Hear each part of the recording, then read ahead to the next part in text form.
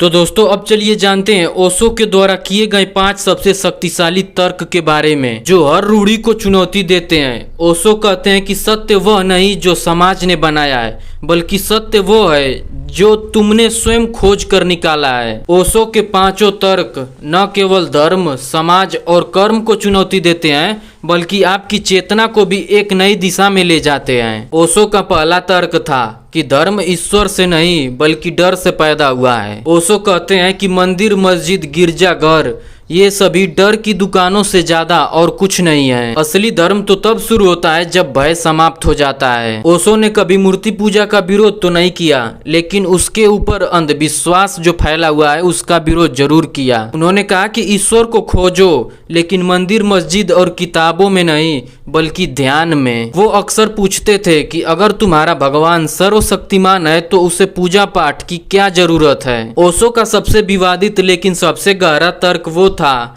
कि संभोग से समाधि की ओर। यह कोई कामुकता का प्रचार नहीं था, बल्कि एक ध्यान की प्रक्रिया थी। जिसे तुम सेक्स कहते हो, वही ऊर्जा अगर जागरूकता के साथ उपयोग हो तो वही ऊर्जा तुम्हें ब्रह्म से मिलवा सकती है। ओशो ने पश्चिम और भारत दोनों से कहा कि तुमने जो सेक्स के ऊपर अपनी झूठी नैतिकता बना ली है उससे तुम ऊपर उठो। उनके अनुसार रिप्रेस करने से पाप पैदा होता है और अभिव्यक्ति से नहीं। ओशो का तीसरा तर्क था कि समाज व्यक्ति का शत्रु है। समाज नहीं चाहता है कि तुम मुक्त हो, स्वतंत्र हो, क्योंकि स्वतंत्र व्यक्ति को नियंत्रित करना बहुत ही मुश्किल है, बहुत ही कठिन है। ओशो ने विवाह, जाति व्यवस्था, राष्ट्रवाद जैसे हर एक सामाजिक अनुबंध की आलोचना की। वो कहते थे कि जो विवाह प्रेम को मारता है वो एक बंधन है, न कि पवित्र संस्था। उन्होंने राजनेताओं को सत्ता के भूखे मनोरोगी कहा। ओशो का सबसे सकारात्मक और गहरा तर्क था कि ध्यान ही उत्तर है। ध्यान कोई अभ्यास नहीं बल्कि जीवन की शैली है। उन्होंने ध्यान को सीधा, सरल और सांसों से जुड़ा हुआ बताया। उनकी डायनेमिक मेडिटेशन ने लाखों लोगों को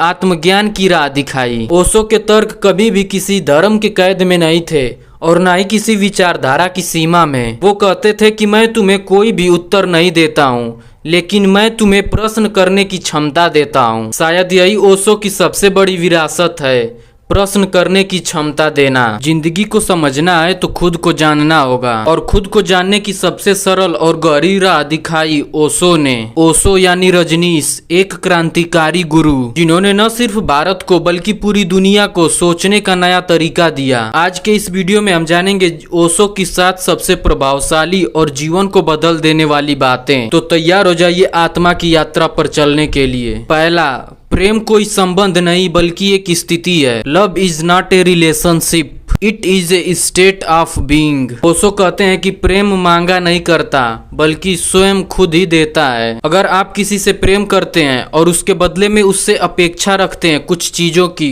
तो वो प्रेम नहीं, व्यापार है। सच्चा प्रेम तब होता है जब आप किसी को स्वतंत्र छोड़ देते हैं और फिर भी उससे जुड़े रहते हैं बिना बंधन के। दूसरा, ध्यान कोई अभ्यास नहीं बल्कि एक जागरूकता है। ध्यान का मतलब आंख बंद करके बैठ जाना ही नहीं होता। ओशो कहते हैं कि हर कार्य में, हर पल में यदि आप पूरी तरह से जागरूक हैं तो वही आप ध्यान के स्थिति में हैं। ब्रश करते समय, चलते समय, बात करते समय बस पूरा हो जाना, यही ध्यान है। तीसरा, समाज तुम्हें गुलाम बनाना चाहता है। समाज नहीं चाहता कि तुम बुद्ध बनो, समाज चाहता है कि तुम एक आज्ञाकारी बन जाओ। ओशो कहते हैं कि हम पैदा होते हैं एक स्वतंत्र आत्मा के रूप में, लेकिन हमें संस्कार ढालता है धर्म, जाति, संस्कार और डर के जरिए। अगर तुम सच्चा होना चाहते हो तो इस कंडीशन को पहचानो और इससे बाहर निकलो। चौथा, सेक्स एक ऊर्जा है, पाप नहीं। वो कहते हैं कि अगर तुम सेक्स को जागरूकता से देखो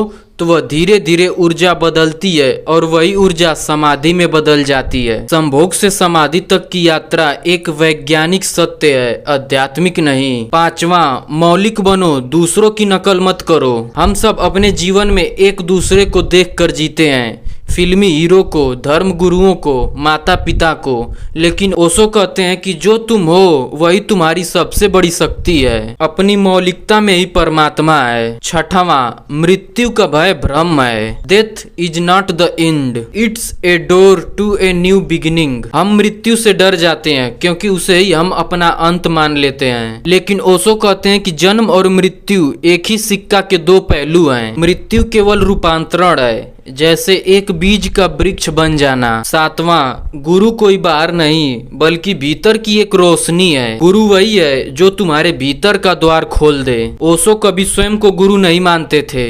वो कहते थे कि मैं केवल एक संकेत हूँ, एक आईना हूँ। असली गुरु तो तुम्हारे खुद ही भीतर बैठा है। जब तुम मौन हो जाते हो तब वो आवाज सुनाई देती है। ओशो की बातें केवल हमें सुनने के लिए नहीं बल्कि उसे जानने के लिए है। इन 7 बातों में आपको कौन सी बातें हैं जो आपके दिल को छू लिया? कमेंट सेक्शन में जरूर बताएं।